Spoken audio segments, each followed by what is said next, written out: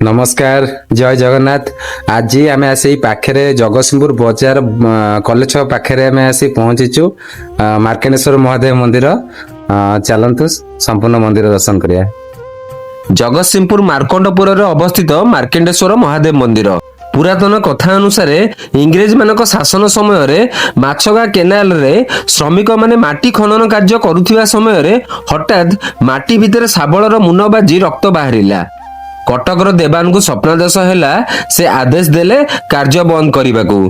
तापर ग्रामवासी आसी सेठारे खोलिला बेलू सेठारे प्रभु बाहरिले। जेहेतु सेई ग्राम रे भोपा वंशधारी नथिले देवली ग्रामेश्वर मार्केंडेश्वर राहुल को खबर दियागला तांकु सेठारे घर करने को जमी दियागला।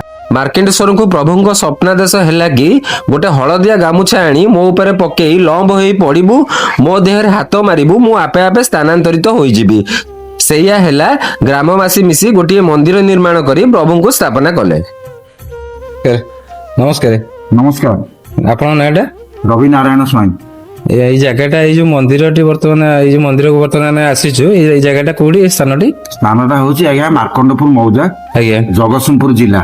आज्ञा आज्ञा मंदिर ना मंदिर ना होची मार्कंडेश्वर महादेव मंदिर। मंदिर केते पुरातन मंदिर ये बहुत आज्ञा बहुत पुरातन मंदिर ये आबा मान काल आम बापा अजा जेजे को कामलु कार्तिक पूर्णिमा तापरे शिव विवाह तापरे जो आमर हैला प्रति वर्ष होय गोचन महायज्ञ आज्ञा अबे काली आज्ञा आमर पूर्णाहुति हेतिला 17 तारिख रु आरंभ होला 20 तारिख रे 37 वर्ष हो गला। 37 वर्ष हो गला ये आमर गोचन महायज्ञ अनुष्ठित होउची। काली प्राय नियाती 4000 रु 5000 लोक एठी प्रसाद सेवन कले। पूर्णाहुति राति 11 रे हैला आमे माने सब बेस्टिया रहले सब दिया तो वर्तमान एमिति हो जा उठी हो नै एठी एसी थका मारी आसी पाखरे बसछि। हां तबे एई प्रभु लीला चली।